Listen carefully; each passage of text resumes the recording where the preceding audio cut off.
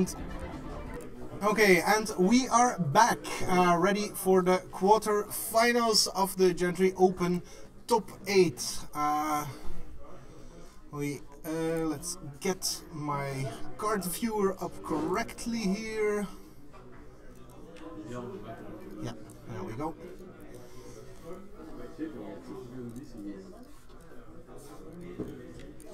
Yeah, the BDM fashion with a handheld camera will be impossible. Oké, so hadden jullie ook zien dat Nathalie weet dat de highest seed, kunnen we dat gewoon rap checken? High seed gets to start. Jelle, high seed starts, hè?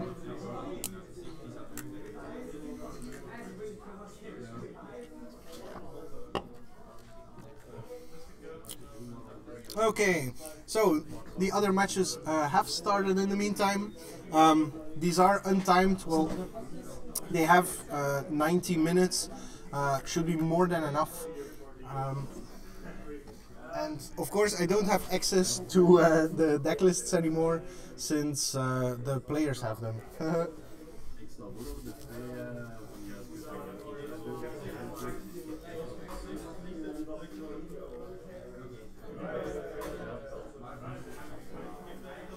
Alright, so we have seen Jelle play already. He's on the black-white Planeswalker control deck, and Stijn Bogaert, if I'm not mistaken, is on a blue-red Rise from the Tides Sphinx's Tutelage hybrid.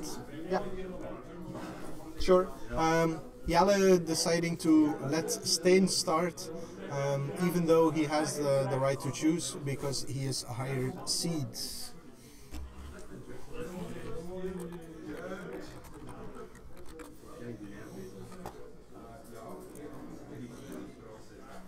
So let's get started and let's hope we have some nice and interactive games. If this match finishes faster than the rest, we will of course move another quarterfinal for your spectating pleasure.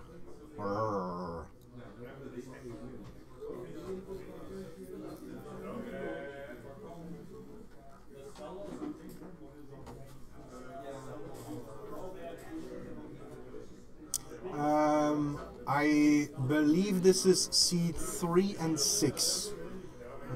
Not 100% sure. 3 and 6. Yeah. Jelle is 3, Stijn is 6.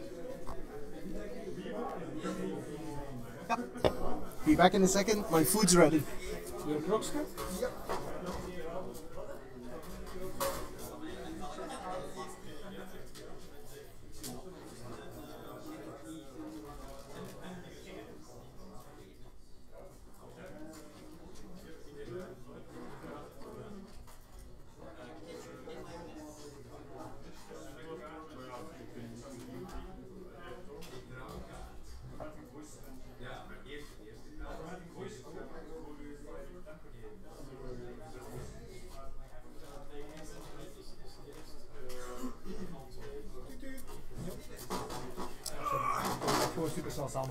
And we're back.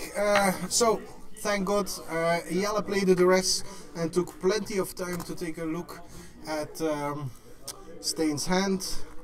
He took a Tormenting Voices in the end. Yeah, excuse me, I will be eating a little bit while this match is going on, so forgive me if the coverage falls silent a little bit.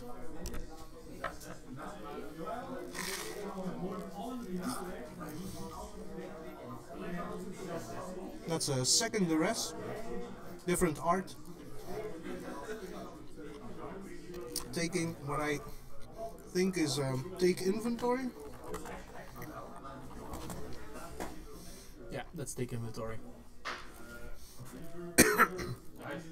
And Stijn also lacking red mana right now.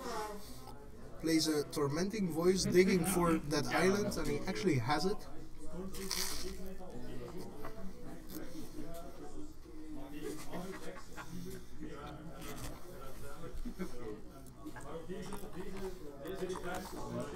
Jelle under no pressure whatsoever, drawing some extra cards.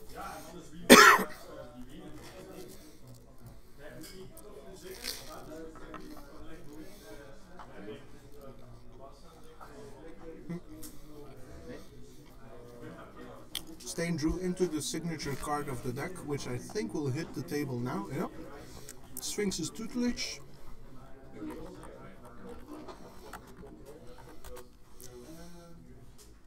So let's hope that the card drawing that Jelle has done up to now doesn't impact too much, but an Angelic Purge fixes the situation before it even gets out of hand. Very quick paced play right now.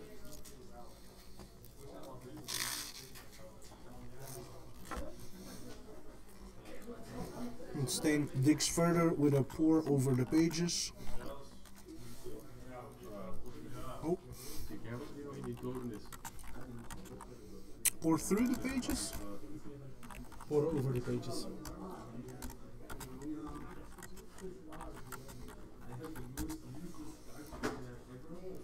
It keeps going back to downpour. Okay, for some reason Gatherer defaults back to downpour. So it's pour over the pages, draw 3 cards, untap 2 lands, and discard a card. Because it's P-O-R-E. Pour over the pages. P-O-R-E. Ah, okay. Apparently I can't English. You know it.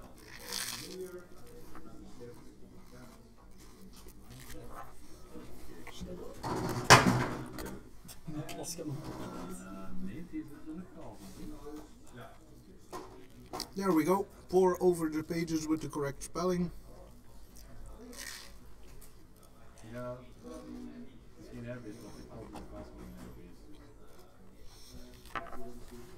And the second copy of Sphinx's tutelage is found. That's a big advantage of the deck, is that it has a lot of card velocity, which is the term we use to describe how fast the deck goes through its resources. Jelle, in the meantime, has Obnixilis reignited, the removal being quite irrelevant, but providing card advantage and letting him dig for another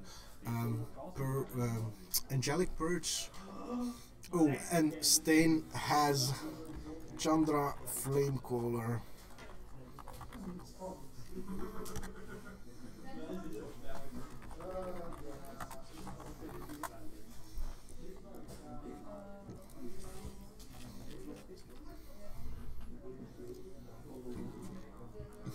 Allowing him to draw tons of cards, but apparently he chose to go on the offensive, attacking for 6. Of course, to kill the Obnixilis, yeah.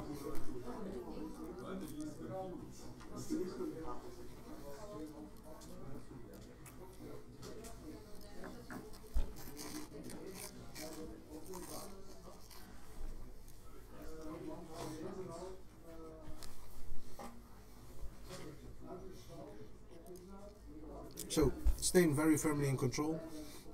For zero loyalty, he can actually generate a ton of draws. He has 5 cards in his hand right now. So that's 5 triggers of the tutelage there and there. Has another pour over the pages, which will put him on 6 cards.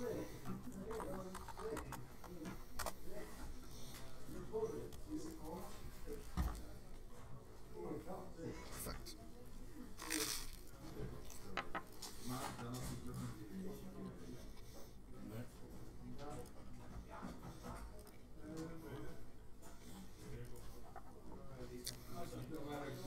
So the pour only on its own was already 3 triggers.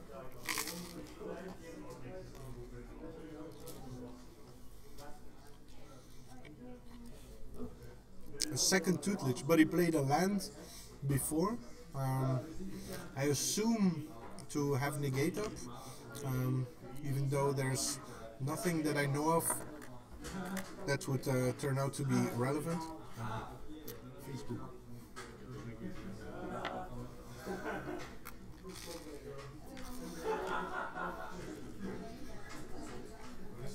So I think he missed out on 2 possible triggers there.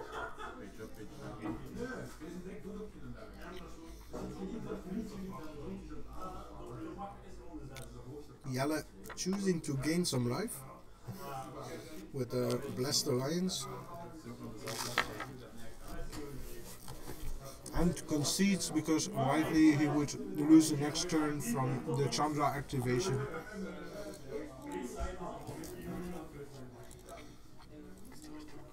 Yeah. Okay, so since I don't have the deck lists anymore, we can't take a look at the possible sideboards. What we can give you, however, is the top 8 bracket, which I am currently downloading and will throw on a screen right now. There we go. So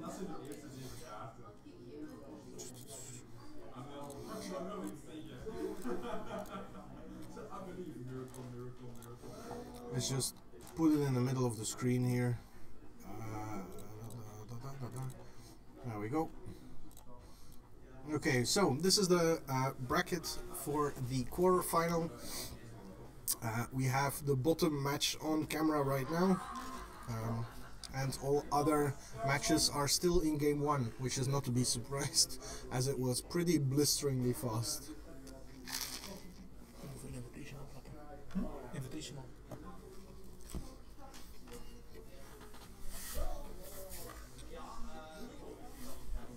So, for the people that are local, that are interested or already playing this format, there are a few new things that we're going to implement in the next season. Seasons being standard rotation blocks, so 6 months. First is the Invitational, which will invite the top players of every leaderboard that is running, and with a distribution based on the amount of people in it and some wildcards, to have some feature matches all on camera, preferably commentated together with one of the players.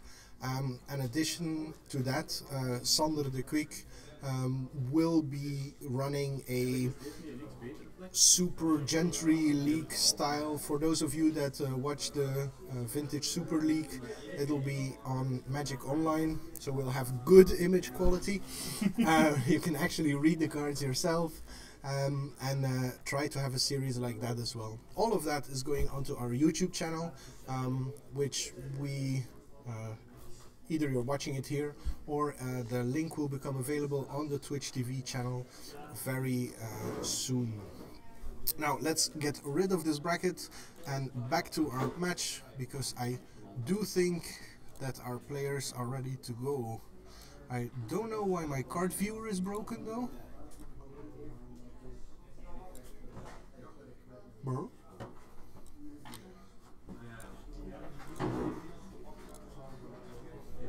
Why is my card viewer broken?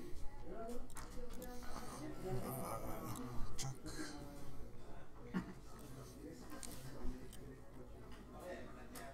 Right. So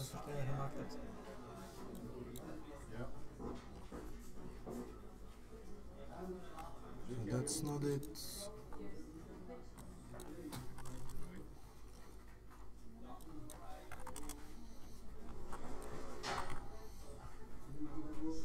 Let's just get this lined up again.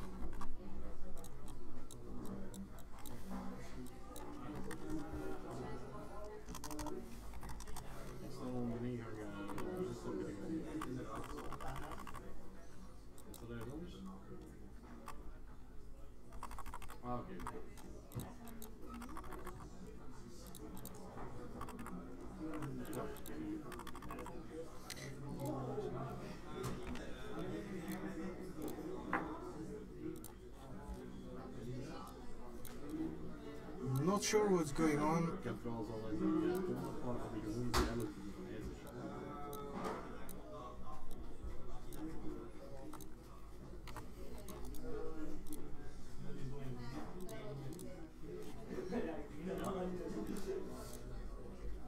Okay, let's.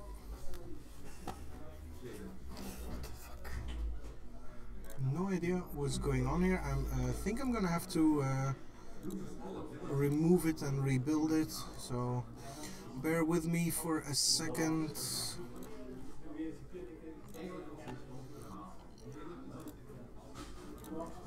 In the meantime, if you have any players you would like to see on the Gentry Super League, if anything, I would encourage you to just post it in the chat.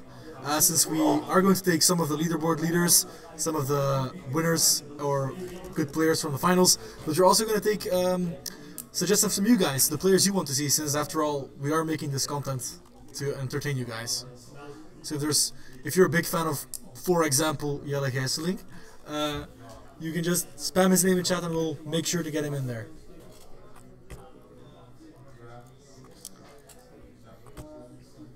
And also, if you aren't familiar with the Super League format Wizards of the Coast is doing with Vintage and Community Super League, go check those out because they're actually very entertaining to watch. Especially the Community Super League.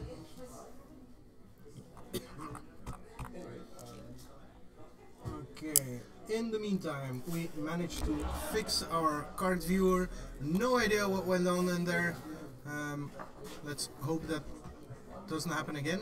And it happened again. What's happening? What? Dat is omdat de grootte van je venster verandert. Ja? Dat is omdat de grootte van je venster veranderd is. Je moet het laten snappen op de zijkant. Nu gaat het goed zijn. We hebben dat al constant zo gedaan. Okay, so we did miss the mulligans. If any of you saw it. I think Stijn moved to 5. Oh, nope. I think to 6 maybe? The chat is saying mull to 5. Yeah. Yeah, actually, yeah. Stijn has 5 cards in hand now, so. No, my krokskes called.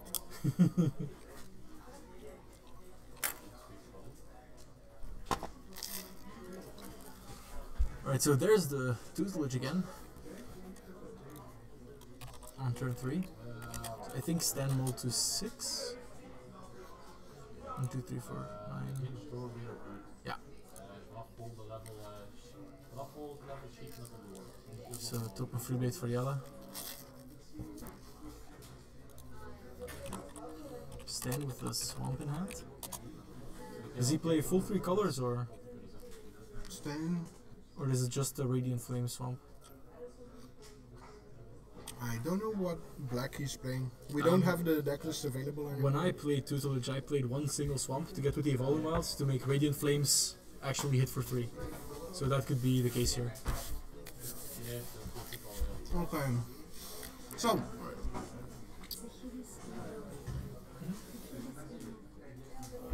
Okay, in the other matches, Michiel van den Bussen versus Tom van der Velde. Michiel is leading with 1 game. So 1-0 Michiel van den Bussen. All the rest still in game 1. Yeah, so that's the same scenario we saw unfold in the last round. Michiel taking game 1. Right, so in the meantime, Jelle is putting some pressure on Stijn, using the Cellular Cup to get rid of the tutelage. So that's pretty important. Yeah. And is now running with a Trauma Inspector. Yeah. And a renowned top on Freeblade, which is also very strong. Also on the table of Lars versus Peter, if I'm not mistaken, that's game up for Lars. So Lars is leading 1-0. And Chandra Flamecaller, that's a strong one. So using the ability to wipe the board, I think that's a -3 to get rid of it. On 1 now. And we have a Read the Bones for Jelle. And a silver sleeve on the battlefield? The silver sleeve on the battlefield is the clue token. The clue token, okay. Let's get you in on the screen. There we go. That's better. Alright, so... So, Jelle's stuck on lands. Yeah, Jelle's stuck on land. Got the and 4th land there. Under quite a bit of pressure as well. The Chandra is nothing to be laughed at. She's gonna swing in for 6 every turn. Yeah. So Jelle does need an answer really quick. I think Jelle was on 18 already. Yeah, so he was on it 18 is from the Rita Bones, his own Rita Bones. Yeah. And that's a Tormenting Voice, I think? Or maybe Magnetic Insight? Yeah, it's Tormenting Voice.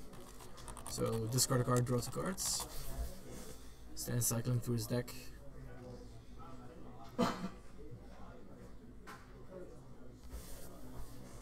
So, Sacking the clue. So he's digging for answers. That's a big problem with the Angelic Purge, is that it can't hit Planeswalkers. oh yeah, that's right. It doesn't say non-permanent. Yep. Yeah, that's problematic. I'm trying to think what he can get that can cleanly get rid of it. Sorin sounds like an out. Sorin and get lucky. Yeah, Sorin get lucky. Yeah. That's... Or is Sorin life loss? That could actually be, but it's life loss. That could be. It would make it more sense for a white-black Planeswalker. Yeah, it's life. Yeah, it's life loss. So even there's game 2. Wow. That is very quickly for these two. I wouldn't have expected that actually. Yeah. So we mentioned before, this format has blowouts from time to time, and we saw a